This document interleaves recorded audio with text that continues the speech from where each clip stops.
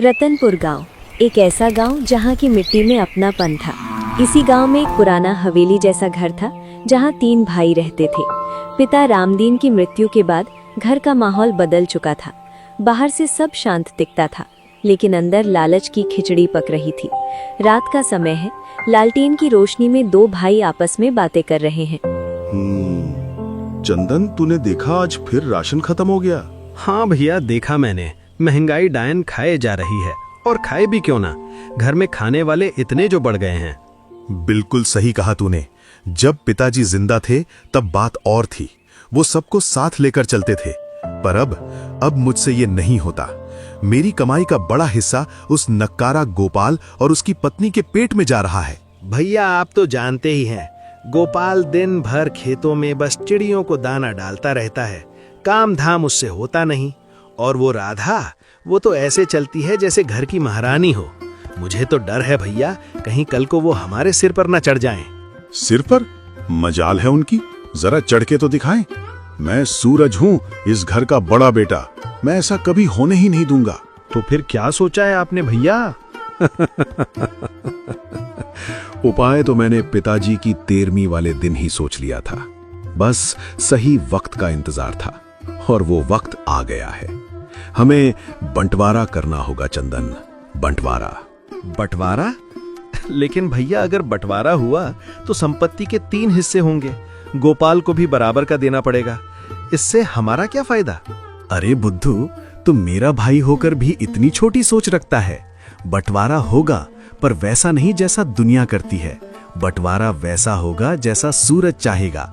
नाम का बंटवारा होगा, लेकिन माल हमारा होगा। मैं समझा नहीं भैया, थोड़ा खुलकर समझाइए। सुन, हमारे पास क्या है? एक दुधारू गाय कपिला, एक बड़ा आम का बगीचा और ये पुश्तैनी घर। हम गोपाल को कहेंगे कि हम उसे सबसे कीमती चीजें दे रहे हैं, लेकिन असल में उसे सिर्फ मेहनत मिलेगी और हमें मुनाफा।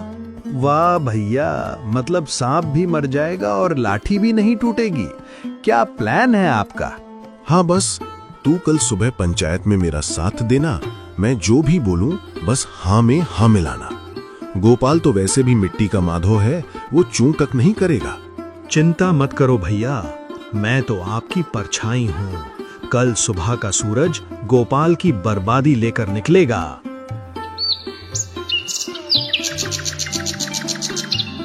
अगली सुबह घर के आंगन में खाट बिछाई गई। सूरज में गोपाल और राधा को बुलाया।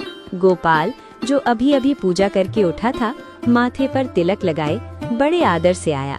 राधा उसके पीछे खड़ी थी, जिसे कुछ अनहोनी का आभास हो रहा था। आओ गोपाल, आओ छोटी बहू, बैठो। जी भैया, आपने इतनी सुबह सुबह बुलाया? सब ठीक तो है ना? क्या बताऊं गोपाल, रात भर मुझे नींद नहीं आई। पिताजी के जाने के बाद मुझे चिंता सता रही है। हमारा परिवार बड़ा हो रहा है, खटपट बढ़ती जा रही है। मैं नहीं चाहता कि हम भाइयों में कोई झगड़ा हो, इसलिए मैंने और चंदन ने एक फैसला लिया है। कैसा फैसला भैया? आप जो कहेंगे हमारे लिए वही आदेश है। फैसला ये है गोपाल कि अब हमें अपनी अपनी गृहस्थी अलग कर लेनी चाहिए, यानी संपत्ति का बंटवारा। बंटवारा? लेकिन जेठ जी, हम तो साथ में खुश हैं। अलग होने की क्या जरूरत है? बड़ों के बीच में मत बोल राधा, ये मर्दों का फैसला है और गोपाल की भलाई इसी में है। क्यों गोपाल, तुझे अपने बड़े भाई पर भरोसा नहीं है? भैया, मुझे आप पर खुद से ज्यादा भरोसा है। अगर आपको लगता है कि अलग होने में ही भलाई है तो मैं तैयार हूँ। बस मेरा एक ही निवेदन है कि जो भी हो न्याय से हो। न्याय? अरे पगले, तेरे साथ अन्याय करके क्या मैं नरक जाऊंगा? मैंने ऐसा बंटवारा सोचा है कि लोग मिसाल देंगे। सुन, ध्यान से सुन। सबसे पहले हमारी प्यारी गाय कपिला। पिताजी उसे जान से ज्यादा प्यार करते थे। हम उसे बेचकर काट नहीं सकते, इसलिए हम उसे हिस्सों में बांटेंगे। गाय को हिस्सों में? वो कैसे भैया? देख गोपाल, तू धर्म कर्म वाला आदमी है। जानवरों की सेवा करना सबसे बड़ा धर्म है। इसलिए मैंने सोचा है कि गाय का मुख वाला आगे का हिस्सा तेरा होगा, ताकि तू उसकी सेवा कर सके, उसे खिला सके और पुण्य कमा सके। और हम दुनियादारी वाले लोग हैं, पाप पुण्य हम बाद में देख लेंगे, इसलिए गाय का पीछे का हिस्सा मेरा और भैया का होगा। हम उसकी साफ सफाई करेंगे, गोबर उठाएंगे, ठीक है ना? आगे का हिस्सा यानी मुख यानी सेवा, भैया आपने मुझे पुण्य कमाने का मौका दिया, मुझे मंजूर है। आप पागल हो गए हैं? आगे का हिस्सा मतलब सिर्फ खिलाना और पीछे का हिस्सा मतलब दूध। सारा दूध वो ले जाएंगे और खर्चा हम करेंगे। क्या भुजुर भुजुर हो रही है? क्या तुम लोगों को मंजूर नहीं है? नहीं नहीं भैया, मंजूर है, आगे चलिए। शाबाश, अब बारी है आम के बगीचे की। देख गोपाल, किसी भी पेड़ की जान कहाँ होती है? जी भैया, उसकी जड़ों में।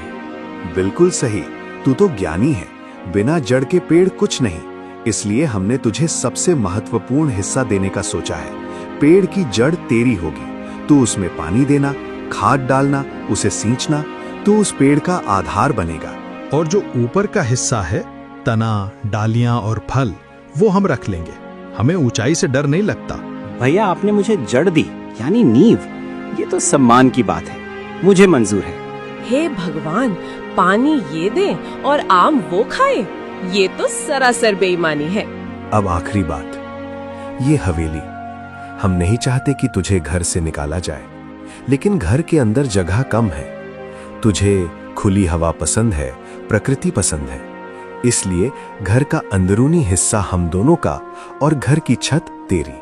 हाँ गोपाल, सोच, छत पर कितनी ठंडी हवा आती है, रात को तारे दिखते हैं और वहां कोई तुझे तंग भी नहीं करेगा। पूरा आसमान तेरा। ठीक है भैया, मुझे वैसे भी खुले में सोना पसंद है, मुझे ये भी मंजूर है। तो तय रहा, आज से बंटवारा लागू। अब हम सब अपने अपने हिस्से के मालिक हैं। अब बंटवारा हो गया था। गोपाल और राधा अपना थोड़ा सा सामान लेकर छत पर आ गए। छत पर एक छोटी सी टूटी छप्पर थी, न दीवारें न दरवाजा। दोपहर की धूप उन्हें जला रही थी और रात की ठंड उन्हें सता रही थी। ये कैसी जिंदगी है? देखिए अपने हाथों को, छाले पड़ गए हैं गाय के लिए चारा काटते काटते, और मिला क्या? एक बूंद दूध भी नहीं। वो नीचे मलाई खा रहे हैं और हम यहाँ सूखी रोटी और नमक खा रहे हैं। राधा, भगवान परीक्षा ले रहा है, सब्र कर। सब्र नहीं, अब अकल चाहिए। आपके भाई भाई नहीं, कसाई हैं। उन्होंने आपकी मासूमियत का फायदा उठाया है। क्या आपको समझ नहीं आता? गाय का मुंह आपको दिया ताकि खर्चा आपका हो, जड़ आपको दी ताकि मेहनत आपकी हो, छत आपको दी ताकि वो नीचे आराम से रहें। तो मैं क्या करूं राधा, अब तो वचन दे चुका हूँ। वचन आपने दिया है, पर बेवकूफ बनने का वचन नहीं दिया। अब जो मैं कहूँगी वो आपको करना होगा। अगर वो चालाकी से वार कर सकते हैं तो हम भी अपनी बुद्धि से जवाब देंगे। उसके लिए फिर क्या करना होगा मुझे? कल सुबह जब वो दूध धोने आए तो बस वो करना जो मैं कहूँ। याद रखिए, बंटवारे की शर्तों का ही इस्तेमाल करेंगे हम।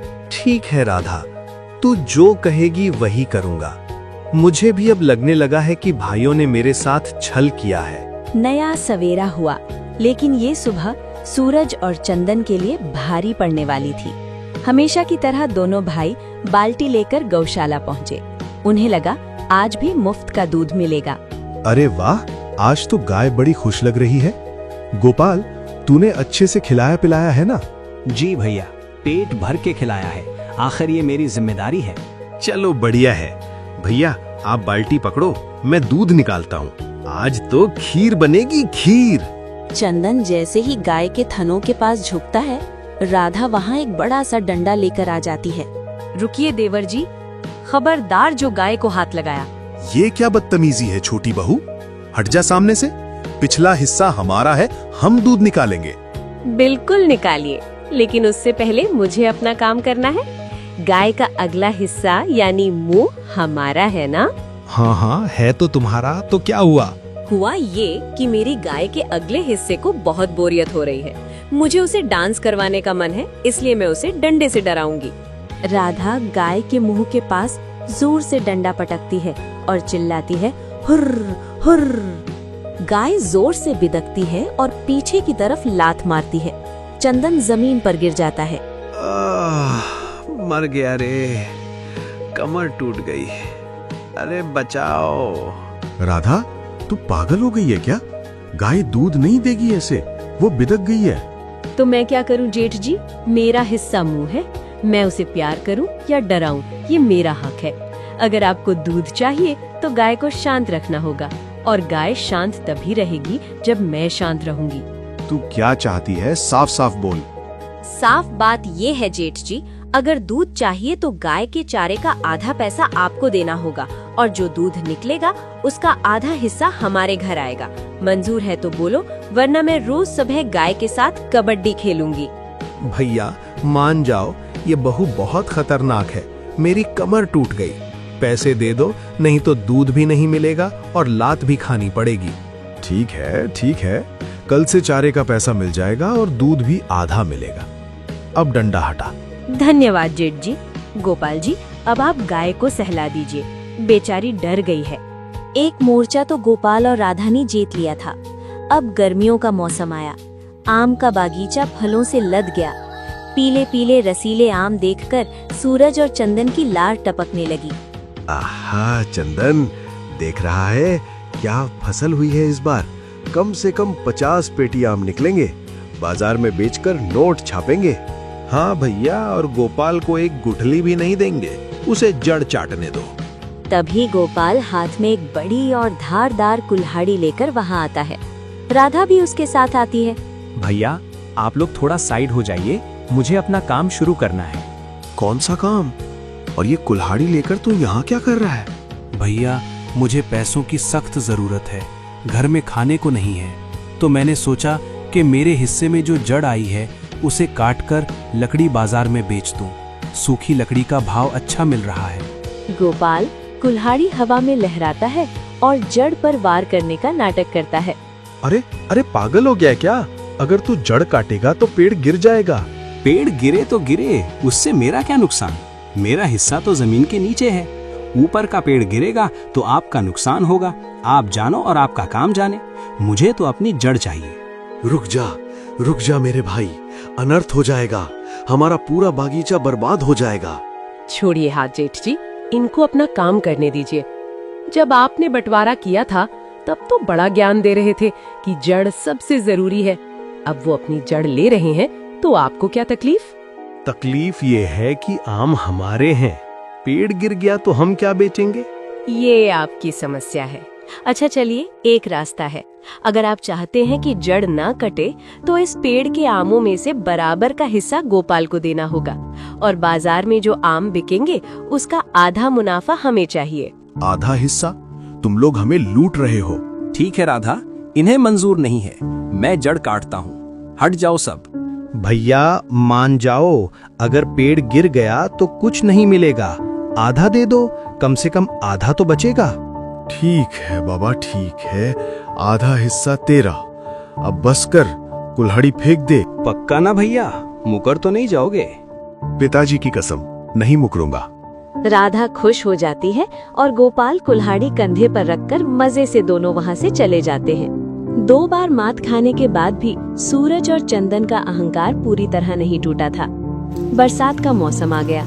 आकाश में काले बादल घिर आए। ऐसी बारिश होने वाली थी जैसी सालों में नहीं हुई थी। चंदन, सुन रहा है बाहर का शोर? आज तो प्रलय आने वाली है। सोच उस गोपाल का क्या हाल हो रहा होगा छत पर। भीग कर चूहा बन गया होगा। सही कहा भैया, अब आएगा उसे असली मजा। हमसे पंगा ले रहा था ना। तभी छत के ठीक ऊपर से धूम धड़ाम खट खट की जोरदार आवाजें आने लगी। ये कैसी आवाजें आ रही हैं? जैसे कोई छत को तोड़ रहा हो। दोनों भाई भागते हुए बाहर आते हैं। वे देखते हैं कि गोपाल और राधा छत पर चढ़कर कुल्हाड़ी मार रहे हैं। ओए गोपाल, ये क्या पागलपन है? छत क्यों उखाड़ रहा है? हाँ भैया, राधा कह रही है कि ये छत हमारी है, तो हम इसे रखें या हटाएं हमारी मर्जी। हमें तो आज नेचुरल शावर लेना है।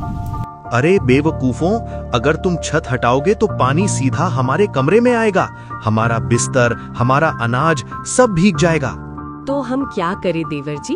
आपका हिस्सा अंदर का है, आप अपने हिस्से को बचाइए। बाल्टी लगाइए, कटोरे लगाइए। हमारा हिस्सा ऊपर का है, हम उसे खोल रहे हैं। बारिश इतनी तेज हो जाती है कि छत से पानी की एक मोटी धार सीधा सूरज के कमरे के अंदर गिरती है। अरे बाप रे, पानी! मेरा संदूक, मेरे कागज सब भीग रहे हैं। भैया, यहाँ तो तालाब बन गया है। रोको इन्हें, वरना घर बह जाएगा। सूरज पूरी तरह भीग चुका था, ठंड से कांप रहा है। वो बाहर आकर गोपाल और राधा से कहता है, गोपाल, राधा, बस करो मेरी माँ, बस करो। हम हार गए, हम पूरी तरह हार गए। क्या हुआ भैया, अभी तो और खपरेल हटाने बाकी हैं। नहीं गोपाल, एक तिनका भी मत हटाना। नीचे आओ, सब नीचे आओ। आज ही फैसला होगा। अब कोई बंटवारा नहीं होगा जैसा मैंने किया था। अब न्याय होगा। पक्का जेठ जी, या फिर सुबह होते ही भूल जाएंगे?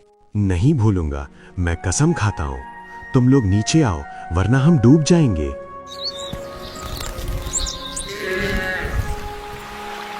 अगली सुबह बारिश तो थम गई, लेकिन सूरज और चंदन के अहंकार की बाढ़ उतर चुकी थी। घर के आंगन में गांव के मुखिया जी बैठे थे। पूरा गांव इकट्ठा था। सूरज और चंदन सिर झुकाए खड़े थे। सूरज, कल रात जो हुआ वो पूरे गांव ने सुना। तुम्हें शर्म नहीं आती? अपने ही छोटे भाई को ठगने की कोशिश की। उसे घर की छत दी, पेड़ की जड़ दी, गाय का मुंह दिया। क्या यही बड़प्पन है? मुखिया जी, मुझसे बहुत बड़ी भूल हुई। लालच ने मेरी आंखों पर पट्टी बांध दी थी। मैं भूल गया था कि गोपाल मेरा भाई है। मैंने सोचा वो सीधा है तो मैं उसे बेवकूफ बना लूंगा, लेकिन राधा बहू ने मेरी आंखें खोल दी। हाँ मुखिया जी, हमें माफ कर दीजिए। हम गोपाल से माफी मांगते हैं। भैया माफी मत मांगिए, आप बड़े हैं। बस मुझे मेरा हक दे दीजिए। मैं आपसे अलग नहीं होना चाहता, लेकिन अगर साथ रहने में बैर है तो प्यार से अलग होना ही ठीक है। राधा बहू, तुम क्या कहती हो? मुखिया जी, मैं बस इतना चाहती हूँ कि मेरे पति का सम्मान बना रहे। हमें खैरात नहीं चाहिए, बस बराबरी चाहिए। अगर वो बड़े भाई बनकर रहेंगे तो हम सेवक बनकर रहेंगे, लेकिन अगर वो चालाकी करेंगे तो हमें जवाब देना आता है। बिल्कुल सही। तो आज ये पंचायत फैसला करती है, सूरज, चंदन और गोपाल, अब से घर, खेत, बगीचा और गाय सब कुछ 3 बराबर हिस्सों में बंटेगा। कोई अगला पिछला या ऊपर नीचे वाला हिस्सा नहीं होगा, सब बराबर। बहुत बढ़िया, यही न्याय है। गोपाल, क्या तू मुझे माफ कर पाएगा? भैया, सुबह का भूला अगर शाम को घर आ जाए तो उसे भूला नहीं कहते। चलिए अब सब मिलकर रहते हैं। तीनों भाई मुस्कुराते हैं और राधा भी मुस्कुराती है और घर के अंदर जाती है, जहाँ से अब खुशियों की महक आने वाली थी। उस दिन के बाद रत्नपुर के उस घर में फिर कभी झगड़ा नहीं हुआ। भाइयों ने समझ लिया कि एकता में ही बल है और चालाकी का जवाब अक्लमंदी से देना चाहिए। राधा की समझदारी ने न सिर्फ अपना घर बचाया, बल्कि अपने पति को उसका हक भी दिलाया। तो दोस्तों, याद रखना, दूसरों के लिए गड्ढा खोदोगे तो उसमें गिरोगे तुम ही। और अगर कोई तुम्हें कमजोर समझकर दबाने की कोशिश करे तो राधा की तरह अपनी बुद्धि का इस्तेमाल करो।